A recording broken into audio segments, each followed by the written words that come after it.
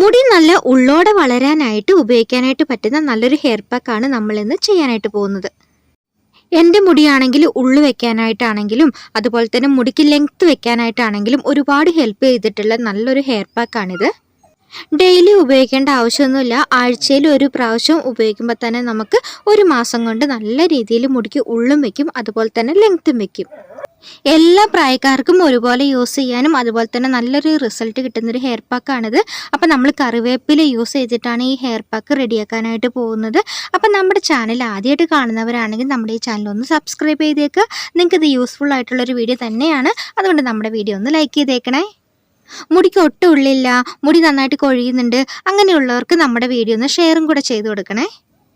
ഈ hair pack ഉണ്ടാക്കാനായിട്ട് ഒരുപാട് ബുദ്ധിമുട്ടൊന്നുമില്ല, ₹1 പോലും ചിലവാക്കേണ്ട ആവശ്യമില്ല. കറിവേപ്പില എടുക്കുന്ന സമയത്ത് നമ്മൾ കടയിൽ നിന്ന് വാങ്ങിക്കുന്ന കറിവേപ്പില എടുക്കരുത്.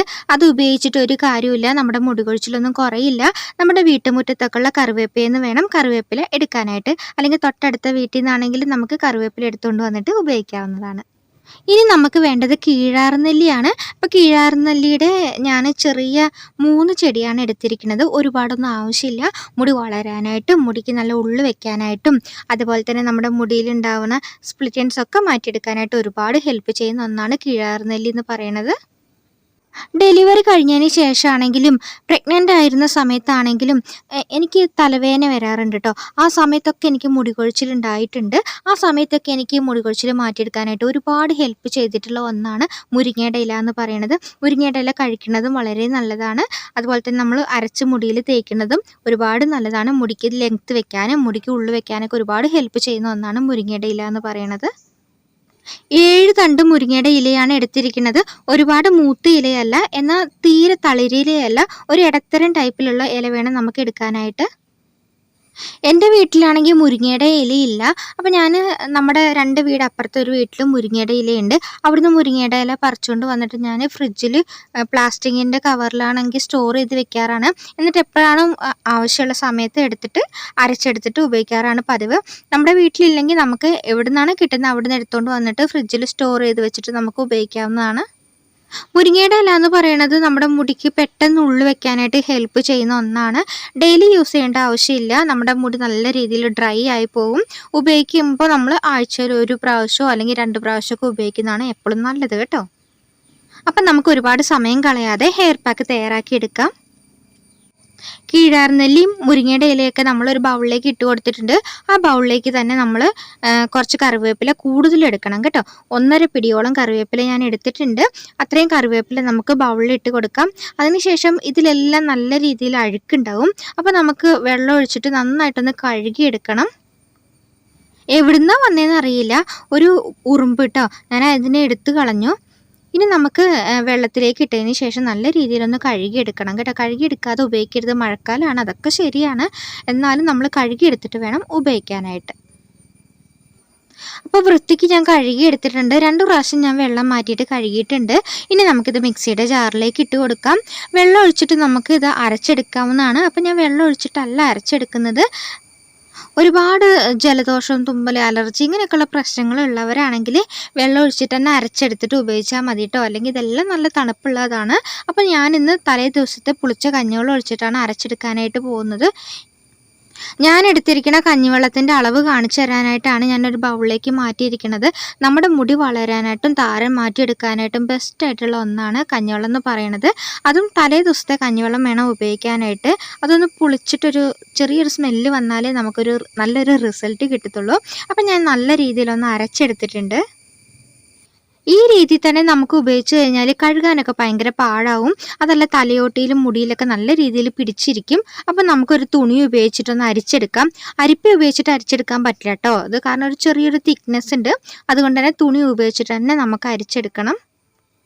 ഈ ഹെയർ പാക്ക് നമ്മൾ മുടിയിൽ തേച്ച് കൊടുക്കുമ്പം ഒരുപാട് തിക്കാകാനും പാടില്ല, എന്നാൽ ഒരുപാട് ലൂസായിട്ടിരിക്കാനും പാടില്ല. ഈ ഒരു രീതിയിൽ വേണം നിങ്ങൾ തയ്യാറാക്കി എടുക്കാനായിട്ട്. അതിനാണ് ഞാൻ കഞ്ഞിവെള്ളത്തിൻ്റെ ആ ഒരു അളവ് നിങ്ങൾക്ക് കാണിച്ചു തന്നത്. ആഴ്ചയിൽ 1 ദിവസമാണ് നമ്മളിത് മുടിയിൽ തേച്ച് കൊടുക്കേണ്ടത്. 3 മാസമൊക്കെ ഉപയോഗിച്ച് കഴിയുമ്പോൾ തന്നെ നമ്മുടെ മുടിക്ക് നല്ലൊരു തിക്നെസ് ഒക്കെ കിട്ടും. മുടി ഒട്ടും ഉള്ളില്ലാത്ത മുടിയാണ്, കെട്ടിവെക്കാൻ ഒട്ടും ഉള്ളില്ല എന്നുള്ളവരാണെങ്കിൽ 3 മാസം കഴിയുമ്പോൾ നിങ്ങൾ നോക്കിക്കോ, മുടി കെട്ടി വെക്കാവുന്ന രീതിയിൽ നിങ്ങൾക്ക് ഉള്ളു വെച്ചിട്ടുണ്ടാവും.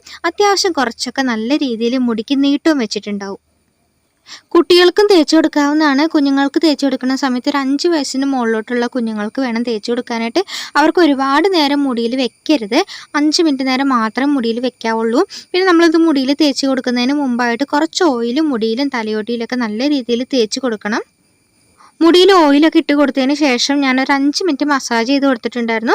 അതിന് ശേഷമാണ് മുടിയിൽ ഹെയർ പാക്ക് തേച്ച് കൊടുക്കുന്നത്. മുടി ഫ്രണ്ടിലേക്ക് കുനിച്ചിട്ടിട്ട് തേക്കുകയാണെങ്കിൽ നമുക്ക് പെട്ടെന്ന് തന്നെ തേക്കാനായിട്ട് പറ്റും. തലയോട്ടിയിൽ ഉള്ളിലൊക്കെ നല്ല രീതിയിൽ തേച്ച് പിടിപ്പിക്കാനായിട്ട് പറ്റും. മുടിയിലും അതുപോലെ തന്നെ നന്നായിട്ട് തേച്ച് കൊടുക്കുക. ഫ്രിഡ്ജിൽ സ്റ്റോർ ചെയ്ത് വെച്ചിട്ട് ഉപയോഗിക്കാതിരിക്കുന്നതാണ് നല്ലത്. നമ്മൾ ആഴ്ചയിൽ ഒരു ദിവസം മാത്രമേ ഉപയോഗിക്കുന്നുള്ളൂ. അപ്പോൾ അന്നന്ന് തന്നെ ഉണ്ടാക്കിയിട്ട് ഉപയോഗിക്കുന്നതാണ് കേട്ടോ എപ്പോഴും നല്ലത്. നമ്മുടെ മുടിക്കും അതാണ് ഏറ്റവും കൂടുതൽ റിസൾട്ട് നൽകുന്നത്. മുടിയിൽ നല്ല രീതിയിൽ തേച്ച് പിടിപ്പിച്ചിട്ട് ഒരു 5 മിനിറ്റ് നേരം ഒന്ന് മസാജ് ചെയ്ത് കൊടുക്കുക. അത് മുടി ഫ്രണ്ടിലേക്ക് കുനിച്ചിട്ടിട്ട് തന്നെ വേണം മസാജ് ചെയ്ത് കൊടുക്കാൻ.